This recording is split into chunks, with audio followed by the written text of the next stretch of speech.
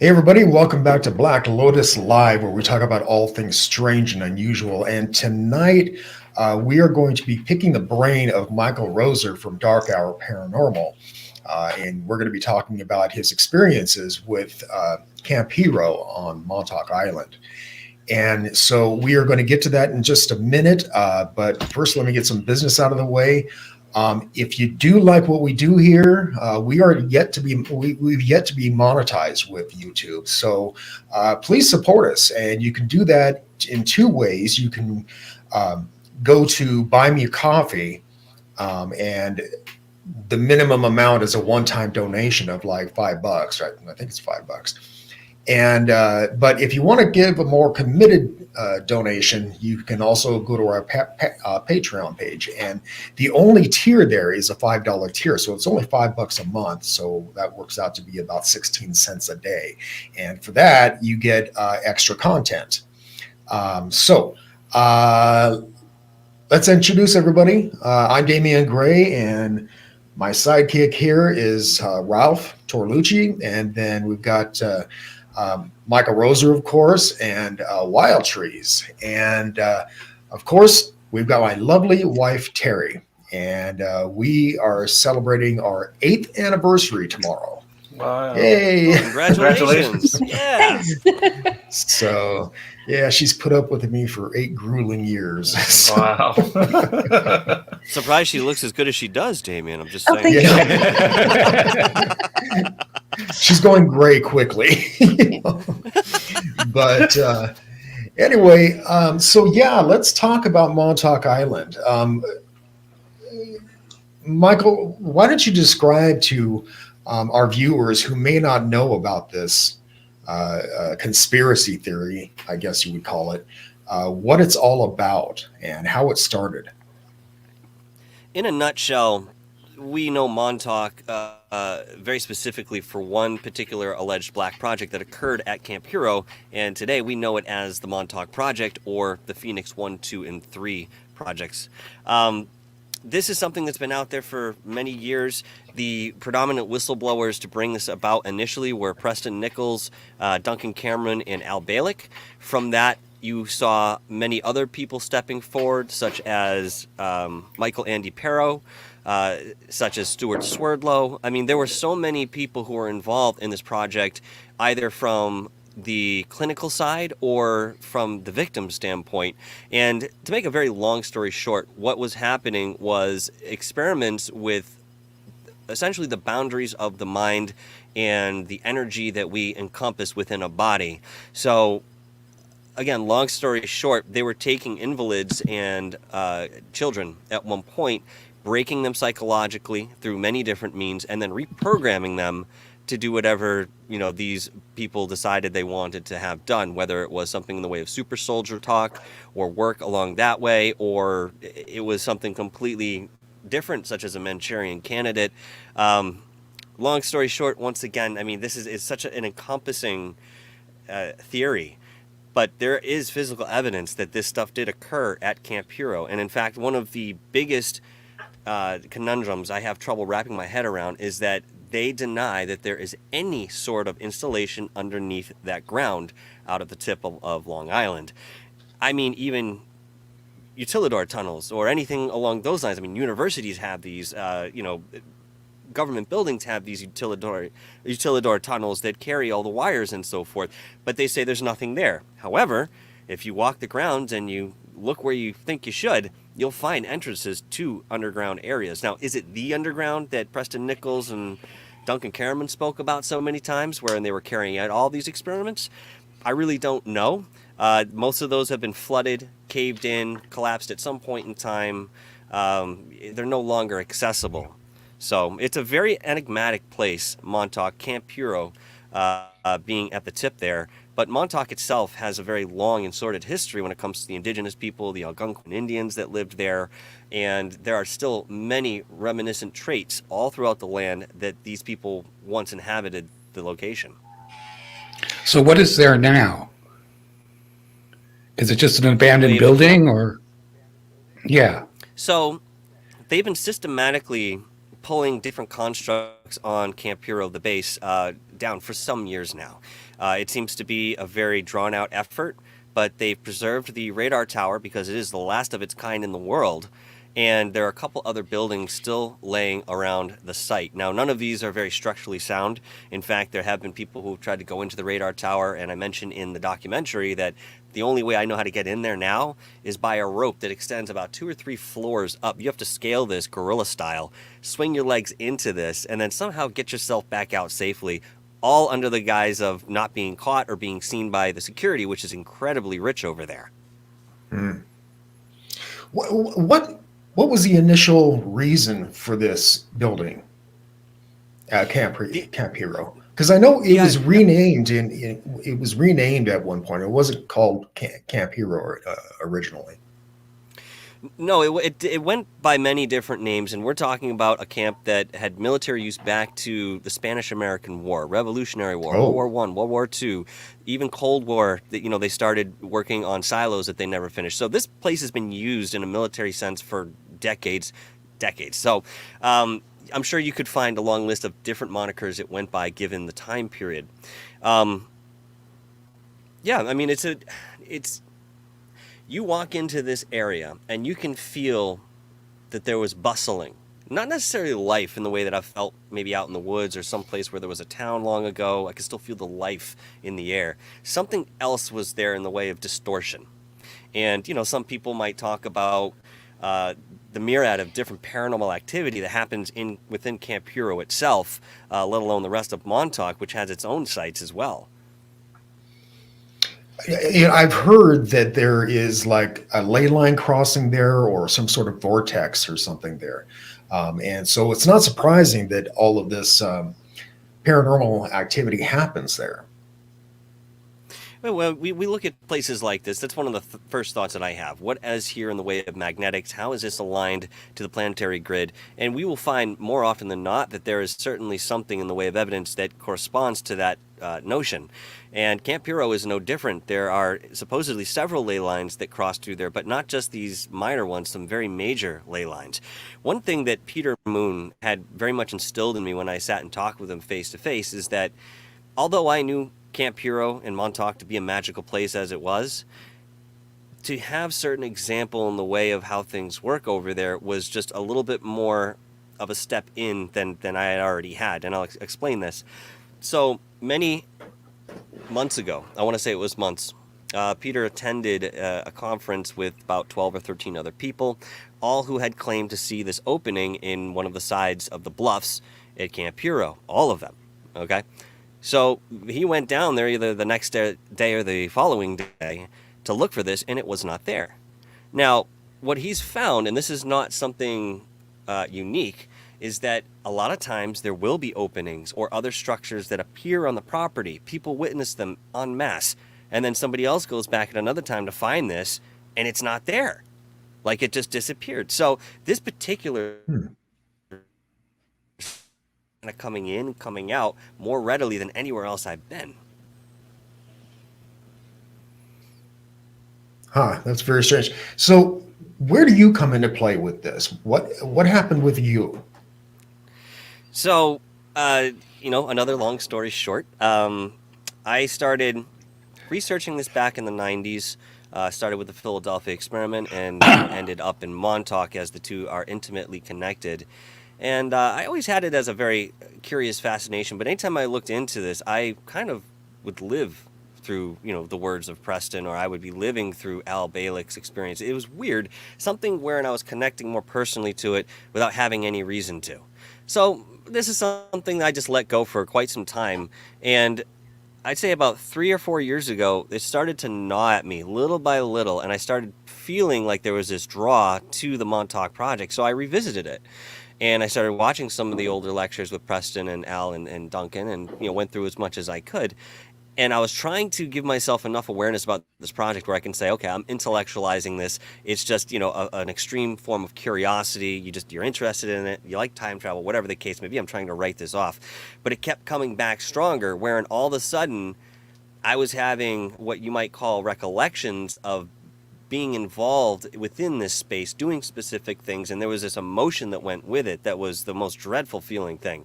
It was guilt. times 1,000,000. And I'm walking around with this guilt on my chest, and I couldn't figure out why. Maybe it's because I'm empathic. I can feel, some of the subjects that might have been used in that project. Nope, it's something more. And I kept digging and digging. So finally, it was to the point where it was interrupting my everyday. I would be doing something completely mundane, and this would come in and stop me dead in the tracks. Almost as if I remembered a traumatic memory, and it just, I'm like, caught your breath for a second, everything stops. So I said, all right, enough of this. There's got to be something here that I can look into. So I spoke with Michelle Gray, who works with Elisa Medhus of Channeling Eric, and she had agreed, but she wanted to gift me a reading, as it were. So I said, okay, that's perfect. I actually have something I'd like to talk about. And I brought this up, and this was not the first time that this was spoken on. In fact, the show with Elisa Medhus and Michelle Gray some months ago, about a year ago now, we pretty much unfolded this. We pulled the sheet back, and we saw that I was indeed energetically tied to this project. So that was the initial thought, and I had kind of kept that in my head. I'm thinking, oh my goodness, this is very interesting. How could this be possible? The project ended in 1983. I'm born in 1981, so I couldn't have been there in this body. And this was actually confirmed that it wasn't this body that I was there in. In fact, this is going to be very difficult to explain, as most of the concepts within the Montauk Project are, because many of them do exist on different timelines and other dimensions, if you want to call it that. I existed in this project as a physical entity on the clinical side. As far as I understand, I was female. I was very young. And I even have a backstory about how I got through Brookhaven National Labs. I was very educated. I was coming from a well-off family, but I just sort of slid in the way that many other people did because I had the proficiency coming out of school. I was involved when the project was more or less still benign in way of what they ended up doing, but I was there for that turn where Project Phoenix, the second going into the third, we were really doing what they were doing to these kids, and I protested. And the way that it was explained to me is that my voice fell on deaf ears. And in fact, I got some retribution for this. I believe that I was actually put to my end the same way that some of these subjects were traumatized and broken. Most times these kids didn't make it. There was a very small percentage that actually made. In fact, 1% is suggested to have actually survived the Montauk Project of the hundreds of thousands really? of people that were used. Yeah. So, yeah, I looked at this and I started to explore it a little bit more, and I started having these recollections, and I started tying certain things together with what I may have been involved in physically. At the same time, after I passed, I have this odd feeling, and I don't have anything to back this up. This is purely my conjecture here.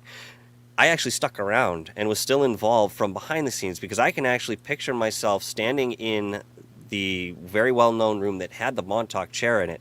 I could actually give you the dimensions. I could draw this for you, how the equipment looked, how it lined everything from floor to ceiling. And, you had this chair that didn't really look like a chair the way you would think it is, because it was all constructed in a different way. But there it was. And around me are all these etheric beings that are just observers. So I don't know if I actually had direct influence from the other side after I had passed on in that incarnation, but I was certainly there trying to help scoop up and heal what could be done at that time. And since then, even in this life, I'm off in dream meditation. Immediately I go back to these dimensions, and I recognize that I have something to do with that, or I'm doing some sort of healing work to kind of stitch things up. And I'm not the only one. There are so many of us that way that are doing this in their sleep time or in a different existence, because the Montauk Project messed so many things up. It actually played with the very fabric of our reality, the one that you and I are living on. Somebody might have made this choice and said, we're all going this way collectively, and that's why we're sitting here today. Do me a favor and explain this Montauk Chair a little bit more. What was the purpose behind this thing? The Montauk Chair there were two versions in Camp Hero that I'm aware of. I believe that there was another parallel experiment going on in Russia at the time, and I was informed that there was a chair there, and there might have been a chair somewhere else, but nobody was really sure where that was.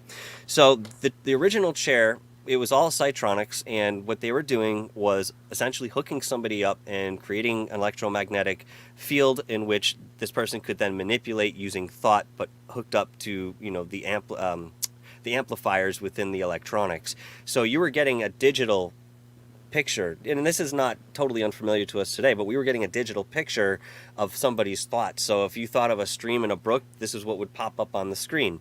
Again, we have some of this technology today. We use it in the medical field with people with disabilities. Most of this was developed, at least initially, at Montauk and other sister projects that were branching off of this one. So the Montauk Chair was very intimately tied in with Duncan Cameron, who was the chief psychic, just someone who had incredible intrinsic ability when it came to clairvoyance and manipulating reality. And of course, he was programmed to go as far as he possibly could in many different ways, and he's another story altogether.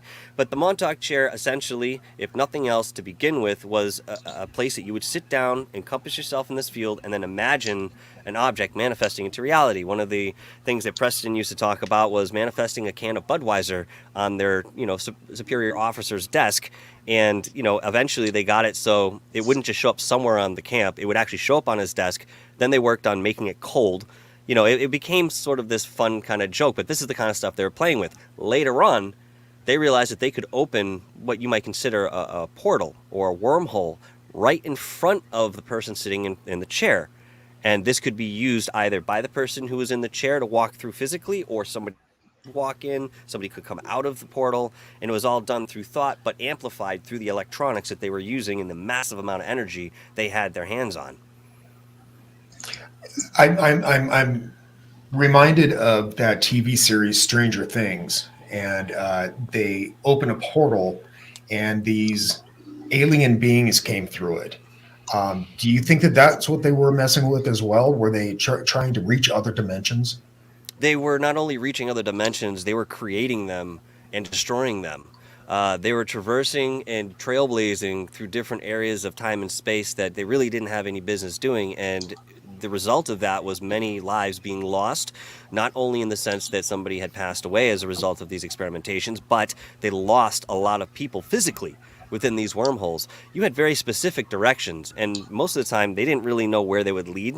They just, this is how far I got. Now you're going to go a few steps further and you're going to let us know what's going on. There was a case apparently that occurred with Duncan at some point wherein he took a left down a shaft walking into this light, and he wasn't supposed to, and he kind of just did it anyway because he felt a little rebellious and he wanted to find out. Well, turns out when he got to the end of this shaft, there were these extraterrestrial beings, or at least that's what you might call them, or interdimensional beings, and they said, hey, come on over here. Yeah, you guys have a piece of equipment that we want. So however you have to do it, you're not leaving, by the way. You got to let them know that you're here and you're not going back until we get that piece of equipment. I don't know how Duncan had gotten the word back, the way the story goes. But apparently he did, and they sent this piece of equipment, and he was released and found his way back after this exchange occurred. So you don't really know what's out there. I mean, we do live in a predatory universe, by and large, and if you go up higher in the frequencies, you're going to find less of it. But right now, as it stands, the way we're existing, it's certainly still part of our core energy. I have a question, too. This was already mentioned a little bit, but is there a specific reason why this location was picked for these experiments? Like, is there a property to this area that gives it, paranormal power, I guess we could say? Absolutely, 100%. And that was one of the first thoughts that came to mind when beginning to research these areas is, what's the significance behind the land? Well, the Algonquin Indians and many other tribes took up residence in Montauk, and this is where they lived indigenously. Mm-hmm. Now, of course, there were plenty of conflicts that occurred all along the eastern seaboard during certain times, and lots of death and tragedy, King Philip's War, and so forth. They already regarded Montauk as a sacred place, and there were burial sites that when people developed the area, I mean, there's one church that you'll see in the documentary on it very quickly, but in the front you see all these big stones that go all the way up the top of the cathedral. They're all barrier markers for indigenous people's grave sites. We know that for sure. So, I mean, when you're taking stuff like that and deliberately, it didn't even look like they needed to use them. It kind of was. Yep. It looked like almost like it was for spite because it didn't cover anything. It didn't really help anything structurally. They could have done something else.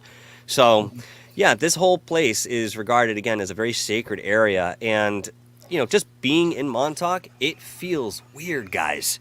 It feels so weird. During what time did this all take place? Say again. During what time did this all take place?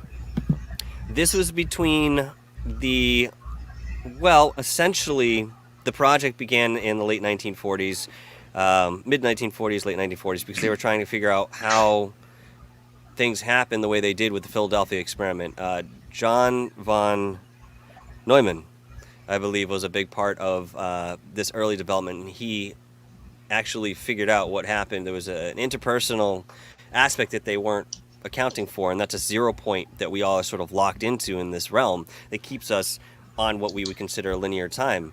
If you step outside of that, you're literally in the void. You have no perspective, and the mind starts to scramble itself because it doesn't have that 0 point to lock on. It's out of its element. So it started back in the 1940s, again, progressing from the Philadelphia experiment, then eventually moved into the 1960s. They had already figured certain things out with frequencies and mind control, but now they were starting to play with that. And when they moved into Camp Hero, the reason they did this is because they went to Congress and they said, hey, listen, here's some of the interesting technology we've been developing. We can control the enemy's mind. Well, Congress took one look at that and said, well, if you can do it to them, you can do it to us. Shut it down, pulled the funding. So not one red cent came from the government to fund Phoenix 1, 2, or 3. These all came from way of privatized organizations, and Rockefeller's name is in there. There's a whole bunch of them that Of course, fueled Rockefeller this. would be involved with this. Right, of course, right, exactly. It's only natural for him. Yeah. So when these kids were abducted, I mean, I suppose they could explain their disappearance as just another missing child case. But what about the ones that were returned? How was their mysterious vanishing explained? That they were just found? I don't think that they came back the way that you would necessarily think. I do believe that at one point, if I understand correctly, there was a rescue, and whoever was left and accessible was taken out, and that accounts for, I think, the majority of the survivors that are out there. Now, you take someone like Andy Perro, who is now in jail for the murder of on in life, but the programming that this guy went through prior to it, it's amazing he made it as far as he did. I mean, they take you out of yourself and they put something else in there, and then you're still expected to, walk around the world and be who you are, but they can trigger you, and you're now in the super soldier mode, or you're in a different trance of sort, and you will follow their lead. Ralph and I recently had a guest on the Paranormal News Network, and his name is Tony Rodriguez, and he was part of the secret space program. And the way he described it is he was taken when he was like 10 years old, and he served 20 years in this thing, against his will, really. But then when he was returned the next morning while he was still 10 years old. Yep. So I wonder if that has anything to do with this. That's a product of what they actually figured out when they were in Montauk. What they were doing initially were just taking kids from orphanages, off the street, invalids, and yeah, there was a time, and this is something you can go back and look at in Montauk, where people were disappearing, predominantly children, in a handful of years. Nobody really understood why. They would also get kids by families who were in the military around the base, and they'd be testing kids that way. Again, Andy Perro was a victim of that. But we hear this story very often that somebody in the family is already part of the military, Air Force, Navy, whatever it is, and they're being used in these programs because, again, they're just there. And perhaps they're being lied to, the parents of these kids, that they're doing something progressive. But, that's not, well, yeah, they were, but at the expense of something very, very precious. So, yeah, they would do, at one point, they did get proficient enough wherein they were coming in. So let's say you were in your bedroom, sound asleep, and all of a sudden you detect or feel this buzzing that would fill the entire room. In front of your bed at the bottom there, you might see a window open up real quick, and a couple guys might come out of this window, motion for you to come with them, and you'd get up out of bed and you'd go through that window.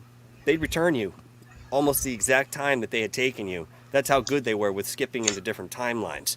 So some of the people that worked there have recollection of the same time period but being in two different places, and trying to explain that and describe it is an incredible feat. I'll tell you what. It doesn't fit with our linear concept of time.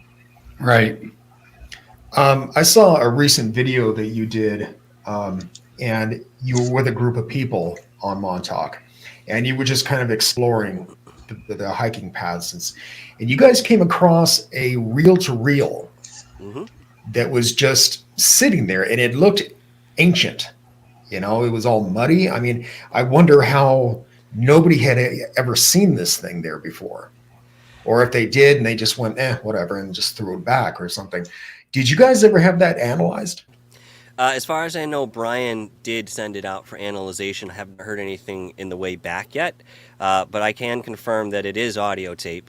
It's not video, as some people may have speculated looking at it, because it's very old, as you mentioned there. My thought is that this might have been dumped in the last 20, 30 years, just because of where it was, and somebody had scaled back some of the brush, cut through, and I think this was kind of nestled in there, so some of that brush had to grow and there was time for it. But it was remarkably well preserved for, just kind of being on top of the ground there. Maybe the foliage actually protected it from the weather, but I mean, this is the sea. We got the coast right there with the salt air that degrades a lot of things, so it might not be as old as we surmise, but we'll find out as much as we can. I really hope that Brian gets this thing analyzed and find out what's on it. Oh yeah. Oh God, yeah. Because as you mentioned, it's not supposed to be there. It's very unnatural for something like that to be there. And again, I start to wonder. Again, as I mentioned, these objects that appear and disappear. Maybe I'm just throwing it out there. Maybe this is an object that appeared from the 1950s, 60s, 70s, and is now in our reality. I don't know, because what they've done there is overlaid so many different realities on top of each other. It's sometimes hard to discern which one you're standing in while you're walking the grounds. Wow. How close can you get to that building? Because I know there's a big fence up around it. Well, legally, you can go as far as the fence allows you. But if you walk down and you look at the fence line, every 10 feet there is a repair done to the fence wherein somebody has broken in to get out towards the radar tower and the other buildings.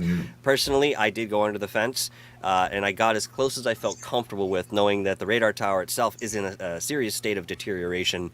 One fell gust could drop a panel on my head or something, or the building itself is really, really in a state of decay. So again, people have gone in there, usually in earlier years when the building was a little bit more sound.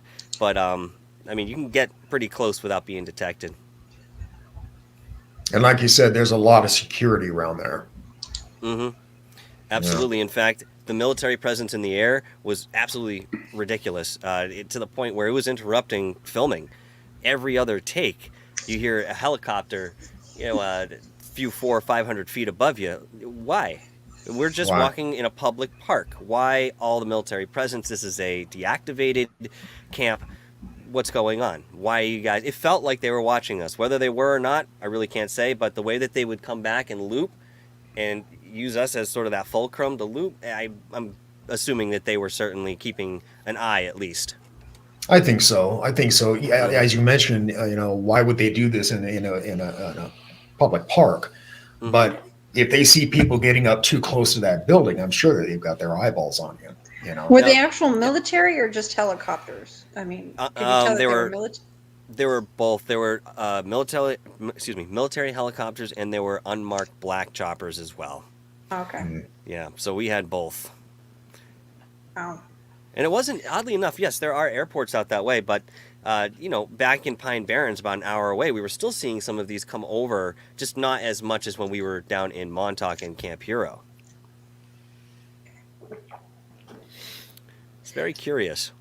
Can I ask you a question? I don't know how much you want to talk about yourself, but you had made a comment about how you were in a like a female body. Is are you thinking that you were one of these children somehow or another that were taken, or No, I was a um, perpetrator. okay? I was on the other side, but it wasn't intentionally nefarious. I was just kind of doing a job, not realizing everything until I saw it. And that's when I started to, kick out a little bit and say, all right, this isn't right. We can't keep doing this. Uh, so, yeah. So how did you get from? I guess I'm also trying to pick up on. You said it was you would be 3 years old when that If it was, occurred. well, the project ended in 1983. I was born in this physical body as Michael Roser in 1981. So when I was researching in this and finding the connection that I had, I was very confused as to why I had a connection. It's physically impossible that I was there because I would have been 2 years old. And yeah, they were taking kids, but it was at the end of the project, and I don't think they would have been as interested in the younger generation at that point. They'd already done their work. So again, it kept coming back to me, was clawing at me inside. I'm like, why do I have this connection? It doesn't seem like it's possible. But everywhere I turned, it would arise, and it obviously demanded that attention. Now, as I've said many times before, when people ask me about this project, why do you have this connection here? Why are you, remembering it now?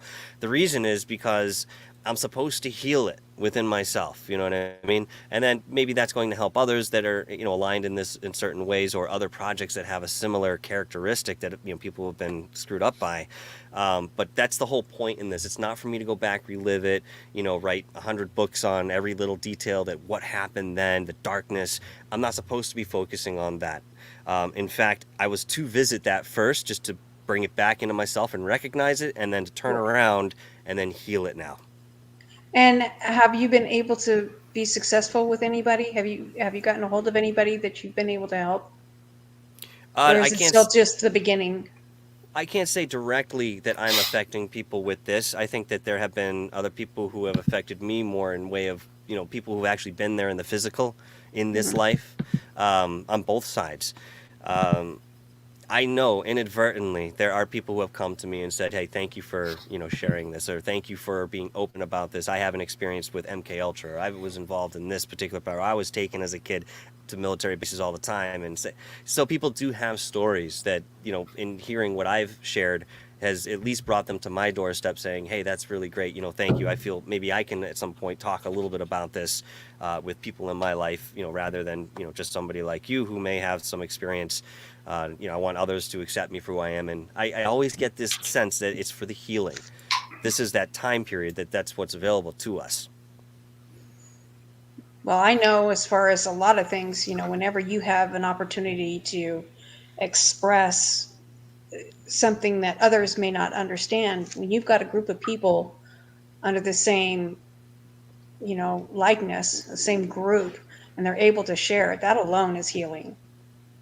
Yes, absolutely, and that's where it started. With Preston, Duncan, and Al coming out and talking to anybody who would listen, it began there. If they hadn't done that, I don't know where some of these people would be. I don't know where the Montauk Project would be in realm of our awareness if it weren't for those three key players. Now, there are a lot of people that say that they were bogus, and people have their own thoughts on this. But again, it's very difficult to piece this together in a linear sense, considering that we're scattered between different timelines that we don't necessarily have tangible access to put forth evidence that these things occurred. Even within these gentlemen, who none of them left this planet completely settled on what they were sharing or their experiences. They never remembered everything, but they had some good recollection to share. And of course, there's parallels that pop up after that.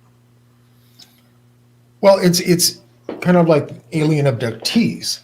I mean, like you said, I mean, it's important that those with knowledge about this should share their knowledge about this because, I mean, alien abductees suffer greatly mentally. And, I mean, a lot of them do commit suicide and that kind of thing. That's why I think it's really kind of cool with the way social media is now with groups of like-minded people, as well as things like this and podcasts, Right. because it lets people know that they're not alone and they're certainly not crazy, which is what society deems it to be, and so I think it's important what people are doing with social media.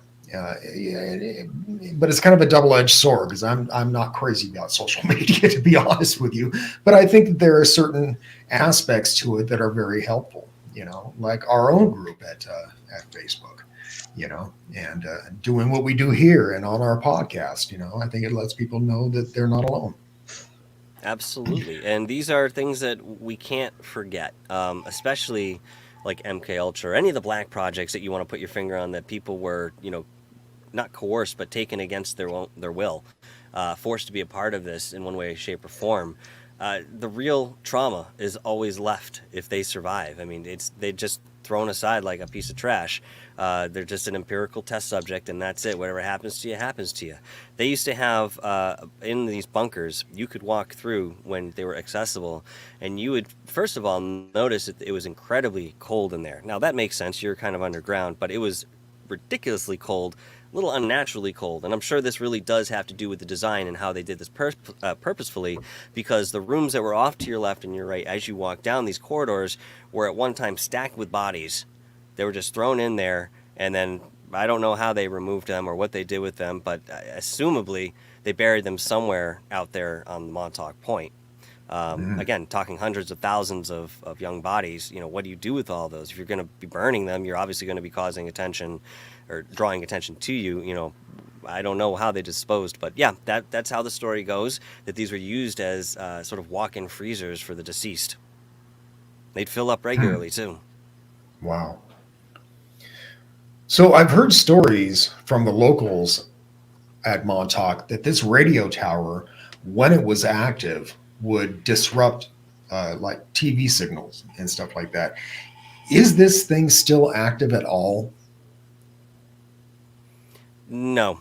And I'm going to tell you that that's my opinion, and I'll tell you why. I mean, first of all, the thing is entirely dilapidated. The flywheels have been locked so it can no longer spin, and as far as I know, these flywheels are rusted shut. So this particular device being active again is very, very slim chance of that happening. Now, I know people have said, yes, I see it moving in the wind, it's still moving, or, I feel like they're still doing something there. I do believe they're still working underground at Montauk, but they've gone way beyond the satellite dish there that they were using. I mean, we have satellites in space that efficiently can do even more than the Sage radar tower in way of what they were professionally supposed to be used for.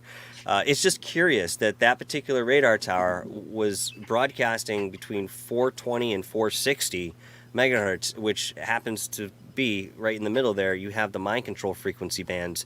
So, it was just a perfect setup that if they wanted to do that, they could. Now, there are people in Montauk, locals, who don't necessarily believe in the entirety of the Montauk story, but they will tell you that the day that they planted that radar tower in, I think it was in 1960 or 1961, it forever changed the town. People were getting headaches, migraines. It was affecting, peripheral things that you would see in your everyday. They were experiencing this, and it had a great impact on the town itself. I have a question. It sounds like one of the implications of the story is kind of the implication of reincarnation. So is that part of the story, reincarnation? Because it sounds like that's what happened to you. I've had that question too, in certain ways, because what we see in way of, what Randy Kramer might share, or, the guest that you had on earlier in the week, Damon, you just mentioned, Tony, I think you said, what technology they use now in way of, taking a soul in and out of a body or cloning somebody so that they're the exact same age when they come back from a mission. That was all technology that was built down in Montauk. So they've, exceeded whatever expectation you and I could come up with in way of what they were doing, and then some. So, what was your question? It had to do with reincarnation, whether reincarnation plays a part of it. Yeah. So, so one of the main aspects that they utilized when working with these test subjects was something that was revisited in Stranger Things, as we know it was based on the Montauk Project, and that is conscious that will actually heal you physically. Andy Perro in his book Project Superman had spoken extensively about how many times he would get hurt and he would lay inside of it in meditation and then he'd come out of it, and his broken arm would be completely mended. His ankles wouldn't be swollen anymore. This is sort of a self-healing mechanism that we all have that they were exploiting in way of doing the off very tall objects, thinking in his mind this is only a short jump, but actually jumping from bridges and doing this in front of people, congressmen, people in the military. And it all came from mind over matter. But he has a very specific way of how he would focus and get into the trance and do it without thinking anything. It would just, hey, jump off that bridge. Not even a second thought he's on it. Knowing, having that kind of faith in your mind that you're already creating your reality, even if you do something perilous like that. He jumped out of an airplane, for God's sake. He didn't come away from that one unscathed, but he made it. No parachute. Wow. You had mentioned earlier, Michael, about the Philadelphia experiment. How was Montauk involved with that?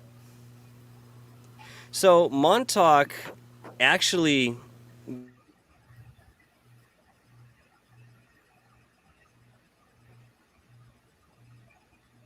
Frozen on my end.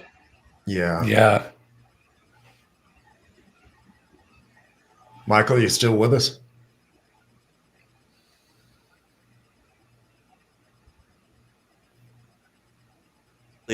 if you look back at the Philadelphia experiment itself, and you see the players that were involved, Al Balick and Duncan Cameron were actually brothers while they were aboard the USS Eldridge.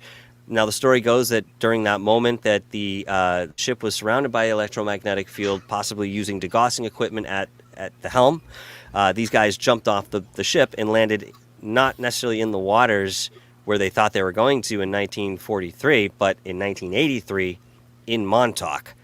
So these people were waiting for them because they had already seen what was coming. So the idea with Montauk was to fix what happened with Philadelphia experiment. They opened up a time loop, and it's really hard to describe this.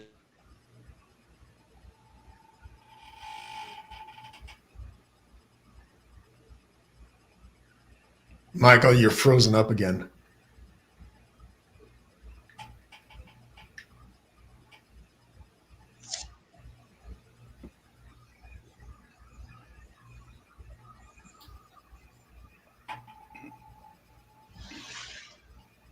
Looks like we might have lost him this time. Yeah, maybe.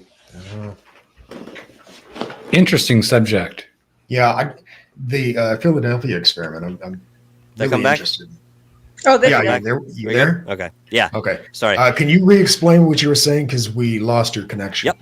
Sure. Long story short, the Philadelphia experiment really messed a lot of things up in way of timelines and time and space in general. Duncan Cameron and Al Balick were actually brothers. Duncan was in actually both of them were in different bodies. He was Ed Cameron in that life where he was on the ship, the USS Eldridge. Now, both of these men jumped off at the moment that the ship started to go up in frequency. They didn't land in the waters where they were in 1943 like they thought they would. They landed in Montauk on dry land in 1983. And there were people who were waiting for them, knowing that there was already a connection energetically to the Philadelphia experiment within the Montauk project. Now, what happened at the end when they tried to shut this whole project down, it was sabotaged. Preston's cutting all the wires, all the power, taking it all down, but the project was still running. Lights would still stay on. Everything was still going. And they figured that it was the generators that were in the Philadelphia experiment that were still powering the loop that had been created, it's a 40-year loop, I believe it was, Wow. between the two projects. And yeah, there was this weird synchronicity that had been dissolved upon itself. And again, there was this intimate connection. So what they ended up having to do was send people back in time while the whole experiment was collapsing, cut the generators that were on the Philadelphia, the USS Eldridge, and then haul their asses back into 1983 as quick as they possibly could. And then that shut the project. Well, oh, wow. Is there any physical evidence of any of this? Now, see, that depends on who you talk to. And they are still out there somewhere. Where they are, I couldn't tell you. But if you look at what Brian Minnick has put together in way of documentation and following this in a legal sense, going to libraries, going to, certain organizations to request historical information about the base, you're going to find a lot of incontinuities with what's actually reported as being there and what was done there. Not necessarily in the way of that, Montauk Project, but even militarily, and it just lends a lot more suspicion into the stories that something to the Montauk Project. It's tough, man. It's a real tough one. It's like talking about Dulce. Where are the documents that were recovered from Dulce? They're out there. I've seen them Xeroxed on a computer, back in 2002, 2003. Never saw them again. Can't find them for the life of me. And, this stuff disappears with time and people make it happen. Can you, what was the physical things? I think, to me at least, you cut off when you mentioned what the physical thing, what physical evidence is. Can you just say what that is again? That may or may not exist? I was just mentioning that there were some documents that were reported recovered from that time period, but we don't really know who has them or where they are today. Okay, interesting. And again, I'm drawing a parallel with Montauk and Dulce, the base in New Mexico, because it's honestly very similar, except what they were doing there was more in the way of hybridization and genetic exploration rather than the mind and, pulling spirit out of the body and doing whatever they pleased with it, really. They would take spirit out of that body, magnetic field, for lack of a better definition, reprogram, break this energy up, and then put it back together and then stick it back into the body and see what would happen. Gotcha. And you wonder why most of them didn't make it, Yeah. Right. Very interesting subject. Yeah, I mean, I think one of these days somebody's going to crack this wide open. I hope so. That's why I'm curious about that audio tape that you guys found. Oh yeah, well I'll talk to Brian again. You mentioned it because I haven't spoken to him in a couple weeks, and last time I did talk to him, he had mentioned that he had sent it off. So I'll update you on that, and when I get in touch with him and see where we are, because it wouldn't take much. Wouldn't take much. In fact, if I had the reel-to-reel, I could pull the thing out, pull out a tape head, and I could probably do it myself. But if they have the equipment in a lab somewhere and they can take those extra steps, I would much rather have that as an option. But we'll see what happens, Yeah, considering the time period, it's probably going to be a bunch of Led Zeppelin songs. Who knows? Which is curious because, no, I don't mean to interrupt you. I'll just say that Preston had a big hand in the music industry at the time, and they were using what they were learning about in way of frequency in the Montauk Project and instilling it into commercial music. So he actually would be in these studios. He helped produce some of the albums. His name is in the credits. And again, he said this is what we were doing, putting these background manipulating frequencies underneath this commercial music. Guess what? It's still there today because it's in the recording. Interesting. And what was that for? Yeah. Just control the masses the same way that they were doing subliminal advertising. Okay. That's what I was thinking when you were saying that. It was the subliminal stuff. Yep. It's the same time period. They were trying all different things to see what would work best. Whatever they held on to clearly is what worked, but we have less of a chance of seeing it, being under this umbrella that they've already created for us. I mean, a lot of this is how do I put this? You're programmed. You're programmed. Every moment that you walk through and you're, coming into contact with some sort of outlet, whether it be media or otherwise, you're being programmed. Talk to some of these guys that go out and live in the woods for months on end and don't have, connection to social media or, television or anything like this. Their energy is completely different and synchronized being in nature that way. Take somebody in the city, exact opposite. Yeah. I've also heard that when they were conducting these experiments on kids, they would use music to condition them. Yep. And this didn't necessarily have to be the music that they used, and Preston actually had made plenty of example of this in his latter years. So he had a psionics lab on his farm or his property, and he was constantly building these electronics that, worked on the level of spirit, if you will. And he said it didn't matter. He put on Metallica half the time to go drift off into the ethers wherever he wanted to go. But it was just something that he enjoyed. What happened with the kids is that it was such a forced thing, and they wanted to use something very sterile and as a control. So you found the Moonlight Sonata in there by Beethoven, and the one that really had always hit for me, something about this song always, before I even knew about the project, Swan Lake, the second movement, something was wrong with that. And when I discovered later on in life that was part of the experiment, I really put things together for me. I have a tough time listening to that song today because it literally brings me right back to that time. What was happening, the smells, the sights, the dimmer lighting. It was more of a yellowish lighting that they used. It wasn't that clinical fluorescent white light that we see today. So it's weird how music will take you back, and you talk about time travel. It's just a very minuscule form of time travel anytime you listen to a song. That's very true. And even still today, there's songs that'll do that to me. Oh, sure. It's almost like a diary. I mean, you flip a song on that you listened to 30 years ago, brings you right back to that time, who you knew, where you were, point in life. Now, one of the curious things that I mentioned on Long Island Bigfoot's channel about Montauk coming back was that I was experiencing these odd synchronicities for 3 days strongly, and then for the next week, it sort of was there, but started to taper away a little bit in terms of intensity.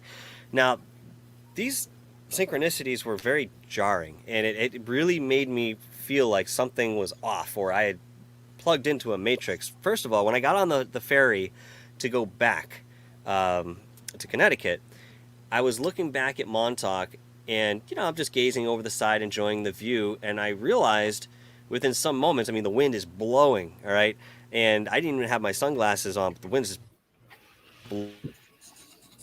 I was in this like 1,000-yard stare, and I kind of caught myself in that. Instead of pulling out of it real quick, I just sat in there and saw how long I could sit. And when I realized that it wasn't going to just naturally come to an end, I broke out of it. And I thought, wow, that's really weird. Like, everything empties, and I'm there. I'm not here. I'm there. So that was strange. And I sit down on the ferry, and I had my hat, and I'm sitting over by the railing. I look over to my right. There's a handful of people on the boat traveling with me, and there's a woman who's wearing a baseball cap as well. And I kind of look over at her, and she doesn't notice me. And, I look back this way, and I look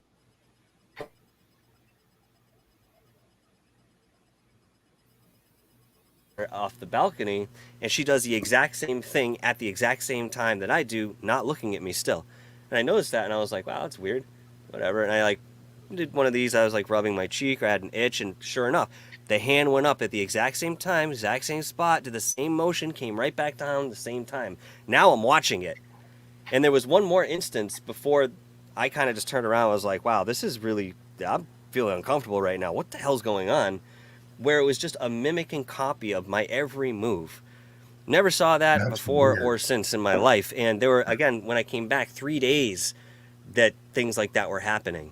And I just didn't feel like I was back home. I was somewhere else. I was plugged into Incredible. Montauk. That's very strange. Yeah. Very strange. Yeah, very strange. I think we're going to be wrapping this up here pretty quick. Does anybody else have any other questions? Well, just add just a real comment of what you were just saying. Do you think that was you that you were looking at, Michael? I wondered, Terry. I'll be honest with you. I was wondering because I didn't feel like the person I was at the time. Looking out, that I don't feel like Michael Roser in Michael Roser's body. I felt like I was something else, somewhere else. So there's a connection, and that energy is certainly there. And I put it this way, and this is the best way I can explain it. For my entire life, I've intellectually understood Montauk and the project. Done my reading, watched the shows, gone into my own meditations and so forth. But I had never been there physically. And 3 days prior to going to Montauk, I started feeling a high influx of anxiety, almost like I don't want to go. I don't know what's there. I don't want to go. And I kept pushing myself saying, no, you're going. This is what's going to be. But up to the moment I got there, I was feeling this. Now, it came to pass that I was talking to Mike and Brian about this at one point, and apparently they had both experienced the same damn thing. Oh, wow. inadvertently. And now both of them had been to Montauk many times before, but there's something about that place. It was like it was throwing energy at me and like trying to pull me in before I was actually going to physically get there. So when I physically made the connection, it was like something clicked and locked. And now I'm forever connected to that, whether I want to be or not. I can't sever that cord. The best way I can explain it. Wow. Okay. Jeez. Wow. What an experience. Michael, Sure I was. want to thank you. I really do for coming on the show. I know that I've asked you to talk about this before, and I know it's been hard for you, because of the memories that you have. I mean, because it was pretty traumatizing. But I want to thank you for coming on and being very open about this. Really appreciate it. My pleasure. Yeah, thank you, My Michael. pleasure, Damien. Well, thank you for allowing me the platform to talk about it, guys. And you have more of this content on your channel, right? You have more about Montauk on your DarkHour Paranormal channel that people can check out. I certainly do, Wild Trees. Thank you much. I just released a full-length documentary entitled The Montauk Enigma, which covers my time out there with Long Island Bigfoot, Brian Minnick, and Peter Moon, who joined us on a day out to the base, and we went several other places as well. That was an incredible experience just to have Peter Moon, one of the first generations that were involved in this as a whistleblowing excursion. There he was, and I had talked to him before. I've interviewed him, but it was different to meet him face-to-face, person-to-person, and I will say he's one of the nicest guys you'll ever know. Really, to his core. He is a very genuine, empathic guy. And viewers, I've got a link to Michael's channel, Dark Hour Paranormal Live, and definitely check it out. It's a great channel, So viewers, don't forget to like and subscribe to us. I mentioned earlier in the show that, there's ways you can support us through Patreon and Buy Me a Coffee. But, a big way to support us, if you like what we do, is share our videos. I can't express how important that is. So yeah, please do. But again, Michael, thank you for being on the show and talking about this. And viewers, until next time, keep thinking and question everything. Ciao.